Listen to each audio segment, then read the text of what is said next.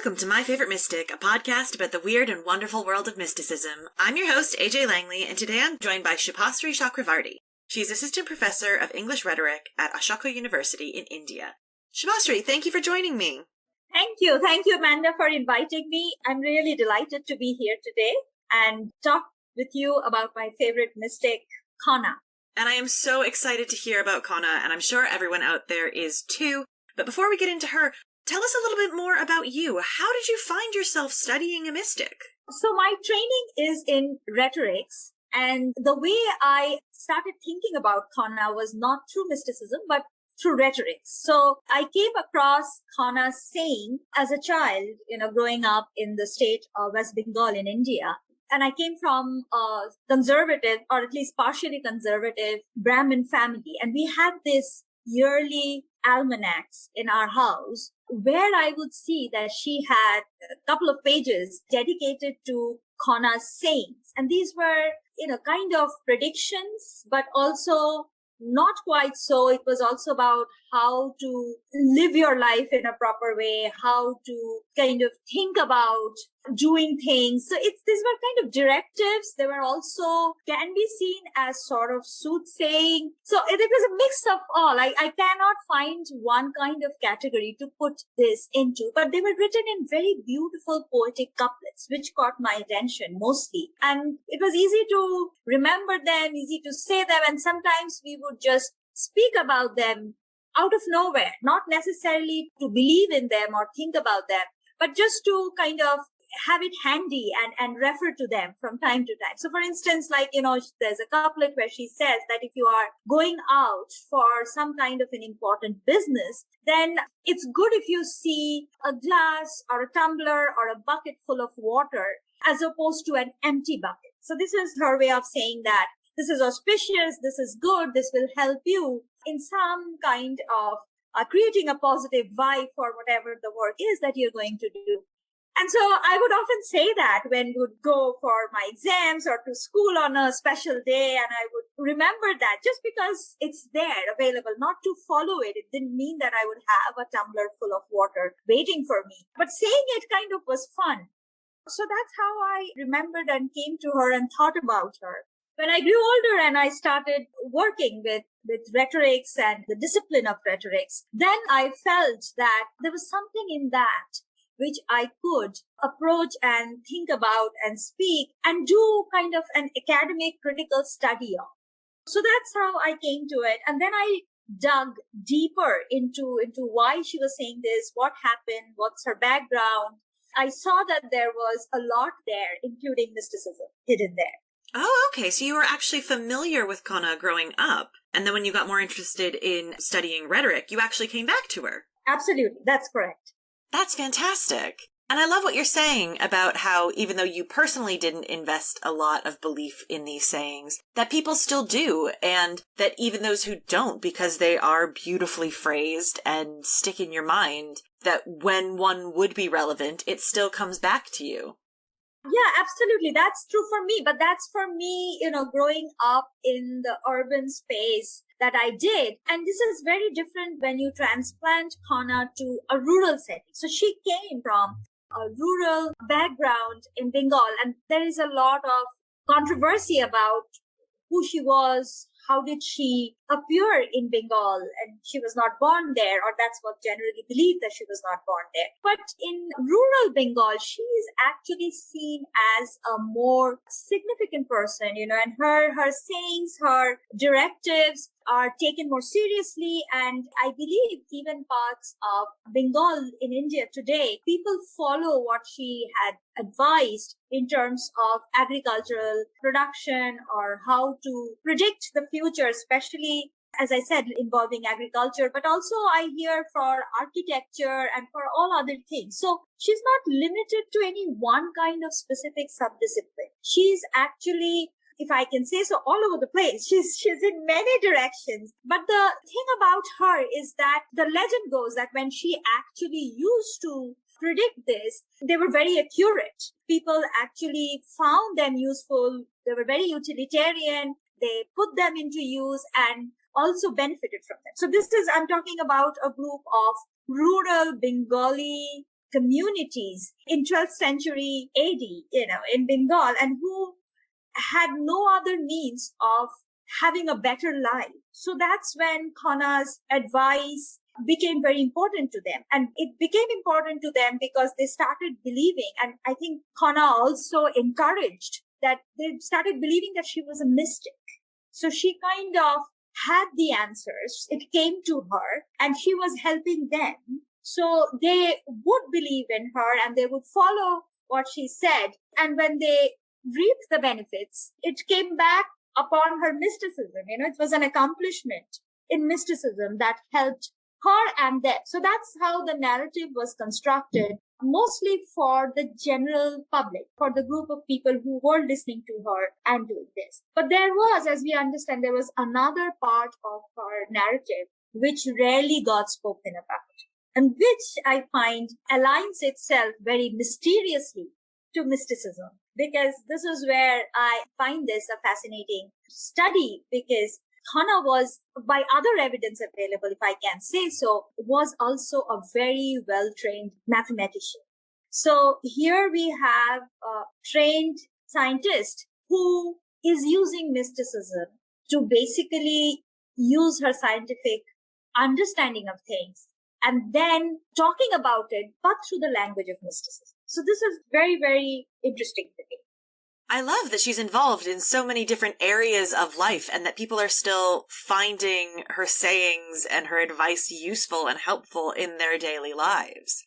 One of the things I'm really enjoying about this podcast is learning about these mystics whose works and traditions and influence have lived on. Back in episode 16, I talked to Alexandra Verini about Mirabai and how people still find a lot of value and a lot of interest in her life and her mysticism. So I'm always enjoying seeing that happen. And I definitely want to get into more of that. But before we do, can we backtrack a little bit? Can you tell us a little bit about what we know about Khona? You mentioned that there's some controversy around who she was and where she was from. What do we know? So for Khona, apart from this list that I spoke about earlier, which I came across as a young girl in those almanacs, which is a kind of a list of prophecies, okay, if I can say so. But they are like written in poetic couplets, but it is a range, and there are probably over 100 of them, all compiled, consolidated together, and known as Khona's Bachun. Bachun means her speech or things she said. And they are prophecies, basically. And again, it's kind of an overlapping genre between prophecy and directives and kind of ways of improving life, development, how to sow your seed, how to do agricultural practice, but also how to build your house to prevent it from being flooded. So if you talk about discipline, of course, it's a pre-enlightenment piece of writing. So there is no disciplinary awareness, or let's say the subdisciplinary awareness that we are so readily aware of now. There's none of those available in her saying. So she kind of moves. One minute she's saying that, okay, if you want to sow paddy, and you want to get a good harvest at the end of the season, then this is what you do. The next moment she is saying that if you want to travel, these are the auspicious moments on which you can travel. And another moment she's saying that if this is the job that you need to do within your family, if you want to keep a happy family, this is what you are required to do. So you see, they are coming from different directions. They are not necessarily any one kind. So I see that there is no sub-genre or sub-discipline that I can say, okay, Khona speaks about any one thing. But that being said, I feel that she addresses only those issues which she can mathematically derive most. And this mathematics, again, if you look into ancient mathematics as practiced in India, it is probably a good part mathematics, but also a good part astronomy and astrology. So it is those three things combined that makes a sort of, if I can again say, pre-modern mathematics. And she was trained in that. Like there are researchers now who see her as coming to her predictions from a very, very astute series of calculations that she does. And so that's how she comes up with her inferences or her conclusions. And where did she get her mathematical training from? This is the most, vague thing that we see. So roughly speaking, Khona lived somewhere between 8th and 12th century. Now, this is 400 years, right? There is no singular moment that we can take from this and say, this is your moment of birth. She was not native to Bengal, where we see her most of her sayings and the language they are written in. But it's generally believed she's not native to this place. So then again, we kind of try to go back and see where did she come from. There are two versions of the legends. One is that she was born to some king in present or modern day Sri Lanka, which is south of India. And by various means, one of which is getting married to this man called Mihir, whose parents resided in Bengal, and that's how she came to Bengal. But that also does not quite qualify. How did she get so good with the language? She's also creating poetry in that language. Or what kind of training did she have if she came in as an adult? But none of those questions are answered anyway. So then the other thing is, if you go back and see the other legend that is available about her birth. So there is this young girl called Lilavati, who was a 12th century mathematician's daughter, and whose father was also a great astronomer and astrologer. And his name was Bhaskaracharya. And Bhaskaracharya's daughter Lilavati was this mathematical prodigy. She was somebody who was really good and he really admired and all that. But because he was also an astrologer, he predicted that she will never get married for whatever reason. And he didn't want that kind of a life for his daughter. So he tried to perform rituals so that they can avoid what they saw as a misfortune, not being able to get married.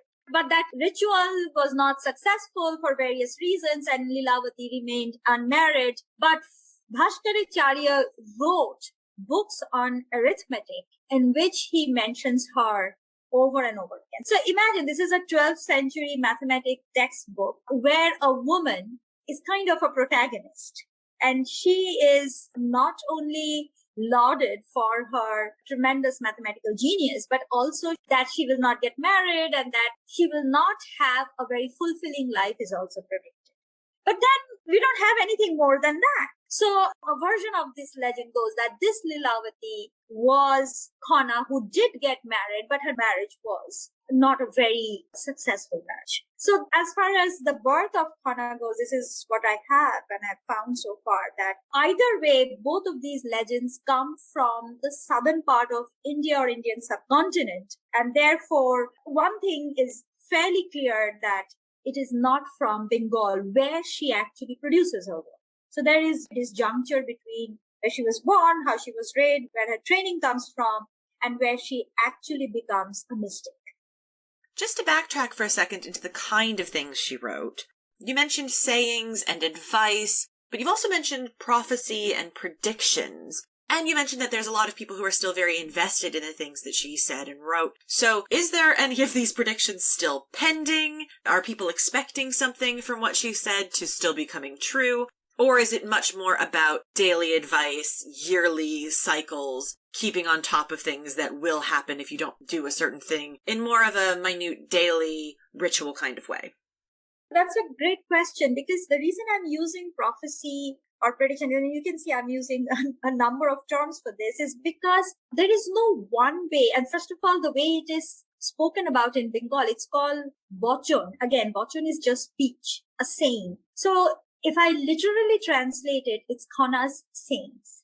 Perfect. So let's get into a little bit the content of these sayings. So these sayings do not quite predict a future in terms of a specific future, but they do kind of give you directives, or they instruct you what to do for a good, fulfilling rural life, where you have a good harvest every year, where you are not exposed to other kinds of, let's say, weather-related ailments or other kinds of difficulties, which is very common, especially in rural Indian life. Agricultural life, definitely, but also, like I said, that there could be a flood, and how must you make your house so that you can prevent the flood from entering your rooms? Or maybe what are the dangers that you should foresee in a community of farmers?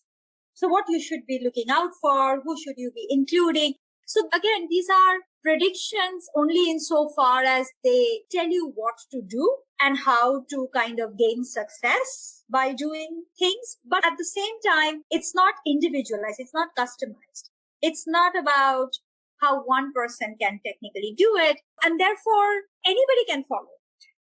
So for the agriculture predictions, there are many of those. So they can say that if you want to do 3 good harvests a year, then you should follow 3 primary harvests with all these other secondary harvests. And then, you should work from noon today and then rest for 2 hours and then come up. So it's like a weird kind of instructions, which will tell you how to have a good harvesting season. Or for instance, how much you should eat. So it actually tells you, for instance, that suddenly they're in the middle of all this, agricultural practices. You'll see a couple of couplets that say, okay, you should never eat full meals. You should have half a plate, reduce portion sizes, and then you can lead a healthy life and a long life. So then you're wondering who's asking her about this, why is she saying this? And what is the purpose and the good faith in this? And I think maybe somebody probably died of overeating, in the village. And then she realizes that, there is a way she can counter that by helping the people, or maybe a group of people died out of some kind of a food-related or food-borne illness. And she took it upon herself to speak about diets and limitations and restrictions therein too. So this is what I find very erratic, but also almost sensational about it. So you never get bored. You're always surprised.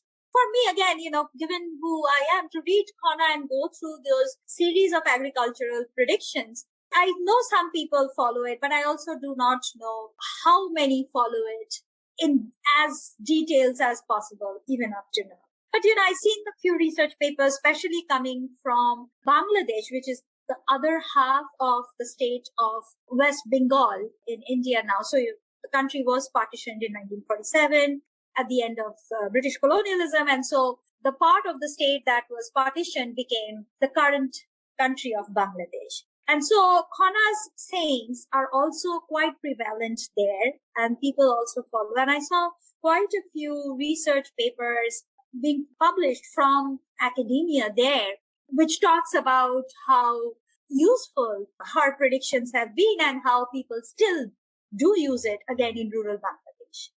And so there is architecture, there is agriculture, there is daily life, there is so many things, women, how to treat women or what should women do. So many things that she tries to cover. So I kind of feel she is a polyglot. She is a person who is kind of constantly training herself to find new ways and methods with a deep sense of public service, with a deep sense of helping people.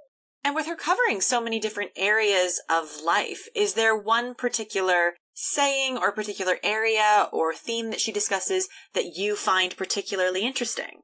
Yeah. Okay. So there is this other side of Khona, and I think this is a good time to bring that up. So Khona, I feel reading her, now that I read them with a kind of a different lens, I feel Khona was obviously a victim of domestic abuse. And this domestic abuse was inflicted upon her by her father-in-law and not her husband. Of course, I'm sure the husband was implicit because I don't see any resistance.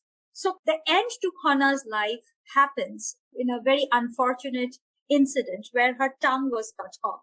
And that is because she was getting very good at her predictions. She was actually being so accurate and so good at it that it caused some kind of a professional jealousy in her father-in-law, who was also a good mathematician or very well-known mathematician. So this is where the disciplinary war, and the other fact about her life comes out. So her father-in-law was a very, very well-known mathematician from Bengal. And he was also known all over India. And he was one of the favorites of the king, the local of the state king. And once Khona was married and she came and she showed her talent in mathematics, it so happened, again, another story about her life, that once the king's son fell very ill, and Khanna's father-in-law, Baraho, was called upon to come and predict what will happen and say, is he going to live or not? So he predicted, and whatever he predicted was not right. So then Khona actually came up, and I think she probably went up to the king herself and said, no, there was a mistake in that prediction, and I can tell you what will happen. And then she rewrote that prediction. So she did that, and whatever she said came true, obviously more than her father-in-law. King, and that obviously caught the king's attention, and the king noticed her. And so she was called upon to the court more often and asked about her opinion, which the father-in-law didn't take very well. And this went on for a while. And at the same time, when Khona started using, again, I said, her mathematical skills to predict for the rural people who obviously didn't have a great life or lifestyle. And so her prediction helped them to kind of formulate ideas or kind of activities to better their living conditions, which made her famous. And I think the way she spoke about it, that's where I find the literary aspect of yet another disciplinary part of her training, that she was so good in her poetry and her poetic creations, and who knows where that talent came. And so people could remember it, could think about it. Like I said, these couplets are very handy if you want to keep them so. And so this father-in-law got more and more dissatisfied with Khana's emerging fame. And eventually she was asked to stop doing this, which I think she did not follow very much. And then the legend is either he did this job himself, he cut off her tongue himself, or he asked somebody to do it.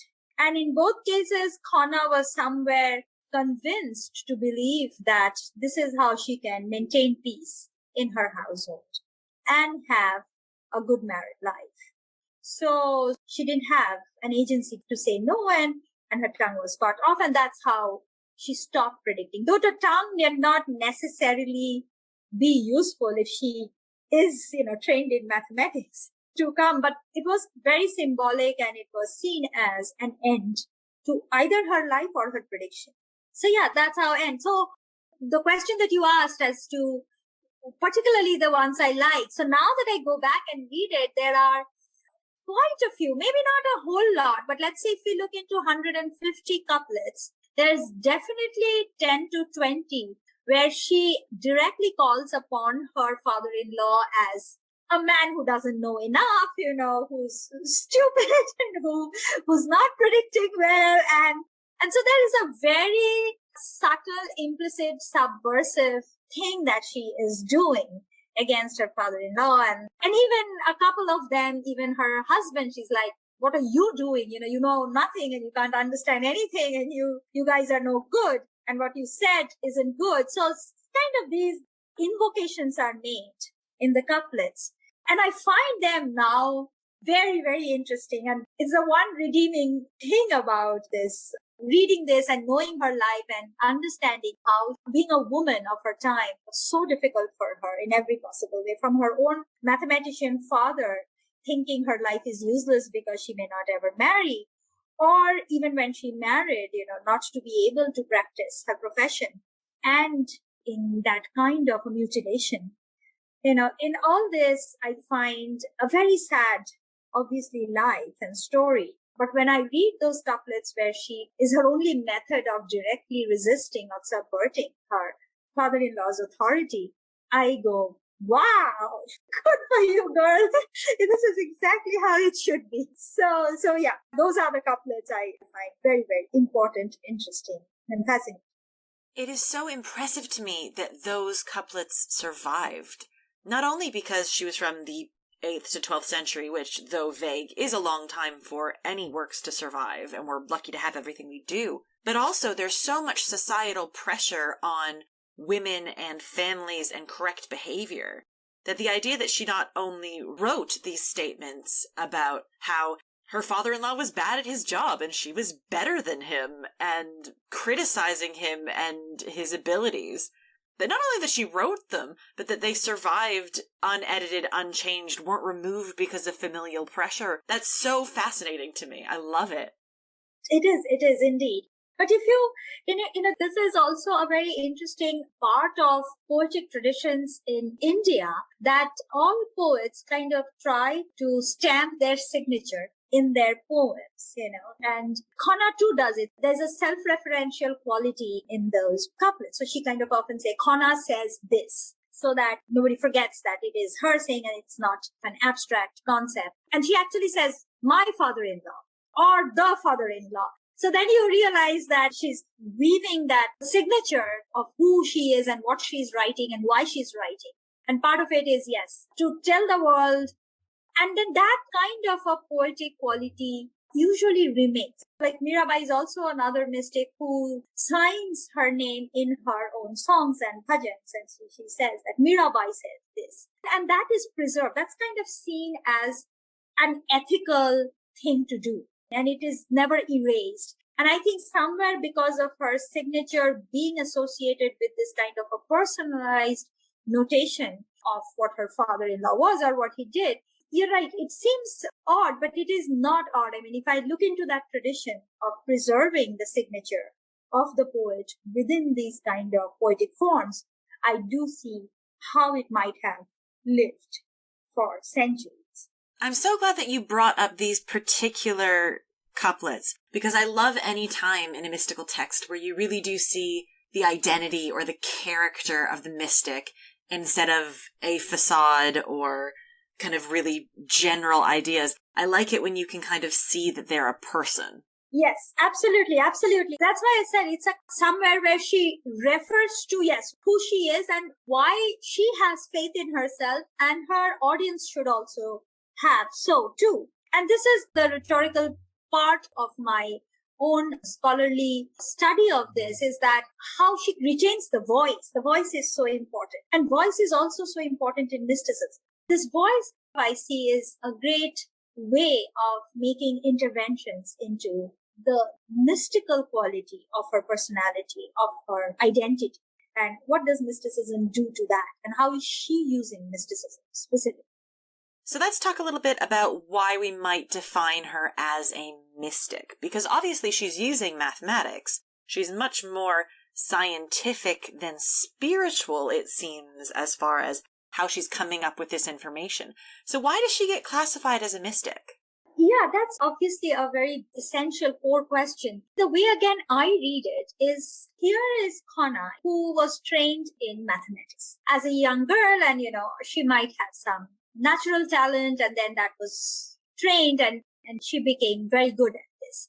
But astrology, and all mathematicians, at least in pre-modern India, did practice a good bit of astrology, because astrology was seen as something of a branch of mathematics. So they did practice astrology, and there was a strong connection between astrology and religion. So astrology, because there is this kind of predictive quality of astrology, or astrology kind of tells you what might happen in future, which is where it is employing the mathematical methodology, but it is also making a prediction, right? So there is the vague, there is the abstract, and there is where astrology joins hand with religious practices or a certain kind of religious motivation. So anybody who practices astrology at that time period is also automatically seen as having something to do with religion. And this is also, again, I keep saying this, the pre-enlightenment version of these disciplines did not necessarily see themselves as widely apart from each other. But there is something more. And again, this is one of the fascinating things I find about Khona's life is she is the one who is calling herself a mystic. So obviously you can see that she's predicting something. And then people are coming and asking her, how do you know? That's a very basic question. How do you know? And why should I follow you? How do you know? And that's when she says, I know because it has come to me. So she is a mystic who's trying to use the methodology of mysticism to hide her training in mathematics. She is using mysticism as the interface. She's using mysticism as a kind of public identity so that she does not have to speak about her mathematical training, because somewhere she understands that her mathematical training will lead to trouble in her life. And so for her, if I can bluntly put it, it is easier to be a mystic than a mathematician. And the twist here, as I see it also, is that it somehow is taken into consideration that if you call yourself a mystic, you do not have to quite explain how you are saying what you are saying. So there is no real reasoning involved. If I tell you today, Amanda, you have to do this to get through the day tomorrow, and I say I'm a mystic, and I'm telling this because I just know it, it's coming to me from some other plane of reality or consciousness, then I'm kind of obfuscating reasoning to some extent. I'm kind of, bypassing a deeper logical explanation.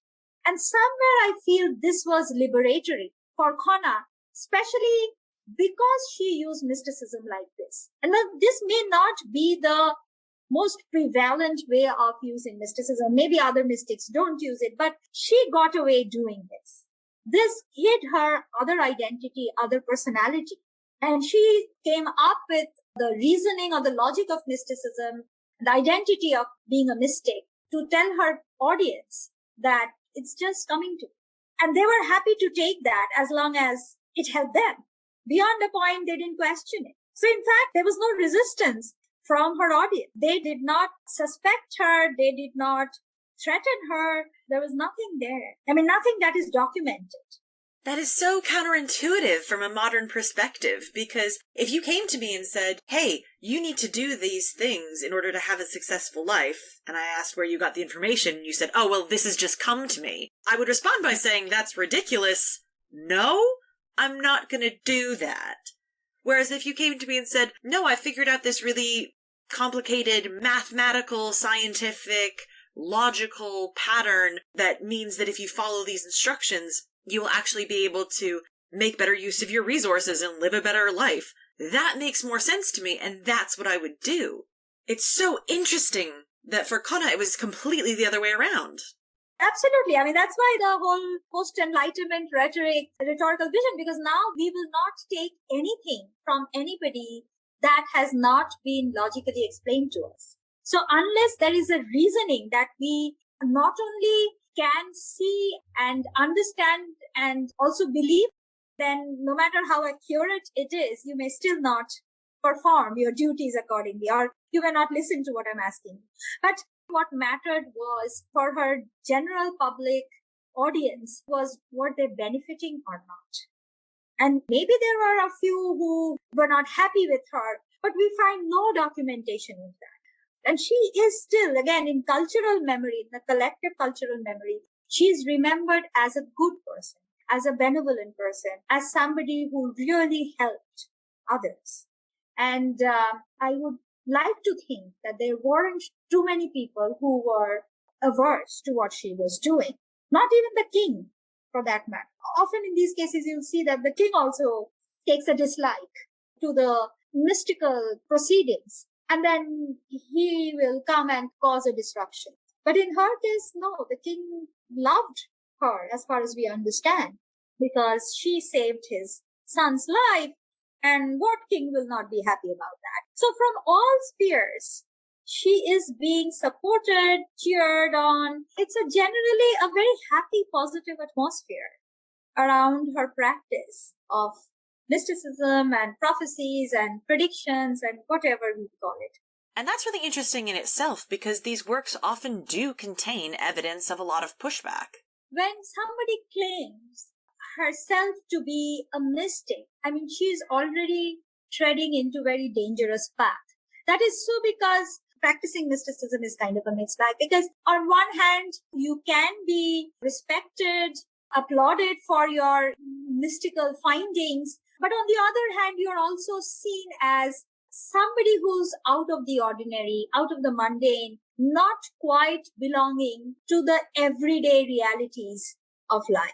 So mystics kind of have to constantly straddle and negotiate these two universes and worldviews. And, why and how you become a mystic is notoriously undefined. And so therefore it kind of gives that its charm, because people can say, I just know because I know, and they've used it. And in that case, or you can say that there is a medium of messaging between me and some kind of higher reality, higher power, and I am the messenger or the conduit for that power. So that is usually how a mystic puts together her ability to become a mystic. But in Khona's case, I think the interesting part is we do not see anybody around her, any documentation of any other form of resistance other than the one that her father-in-law did. So that gives us enough reason to believe that the fight was not between a more rational, realistic reasoning or worldview versus a mystical worldview. The conflict was between the two of them about who is a better mathematician. But yeah, I recently read somewhere that Pythagoras, the mathematician from Greece, he was also a half scientist and half mystic. And I was like overjoyed to see that definition, that half scientist, half mystic, because Khona is exactly that to me. And what a great coming together of disciplinary interests. I love that. She is so fascinating, which I suppose brings us to the final question of the podcast. You've already shared so much of why you like her, but if you could sum it up, why is Khona your favorite mystic? I didn't approach her first as a mystic. So I think she is one of my favorite rhetoricians and a mystic at that too. And I love more what she says and how she says and the identity she creates to be able to say that. And this is where I bring mysticism and rhetoric closely together, which may not be an obvious combination, but she's one of my favorite rhetoricians. And because she also does the role of being a mystic in 12th century CE India, she is also one of my favorite mystics. Yeah, I'm not aware of too many mystics like her in India. I mean, Mirabai obviously is one of them, and I love Mira for her identity that she created, for the kind of songs she wrote, for literary poetic abilities. But if you ask me to put them on a scale of preference, Khana would be more because of a certain kind of feisty nature that she has, a certain kind of resistance she still builds in her narrative. And there is something very altruistic about her mysticism. It is intensely, like I said, in public service. And if she wasn't so fanatic about doing well for the people she was living with, and she was not poor by any means, like she came from a wealthy background. Her father-in-law and her husband made good money. So she was not in any kind of personal financial distress to kind of have to do this to help her own living conditions. But she purely did this for the poor, underprivileged people of her village community at the risk of her own life. So those are very, very commendable qualities to have. And I definitely think that's why she's my favorite mystic. Given that this is a podcast about mystics and mysticism, I love that this is an episode where the truth of the matter is that you like her, and you like her writing, and you like the things that she says and does, and her character, and the fact that she's a mystic is kind of secondary. That's great. Thank you. Thank you for being so tolerant, Amanda. I knew. I mean, for a podcast on mysticism, am I saying the right thing? But I just have to say that, yes, I would have equally loved her if she said, I'm a mathematician and I don't believe in mysticism and I'm just giving you this because I think this is the right way of thinking of things. But mysticism is the kind of ethical justification that she uses. And for that, she becomes a mystic. And, I, again, admire her for that. But at the end of the day, do I think of her as a mystic first and a woman later? No, as a woman first and mystic later. Well, you know what? From the sounds of it, that's probably a lot closer to how she thought about herself. I'm sure that's the case. Yeah, she probably did too.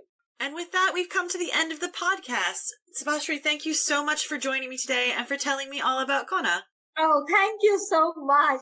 I hope people are interested in listening to Khona's story. And thank you for giving me this excellent opportunity and a deeply personal experience because Khona is not known.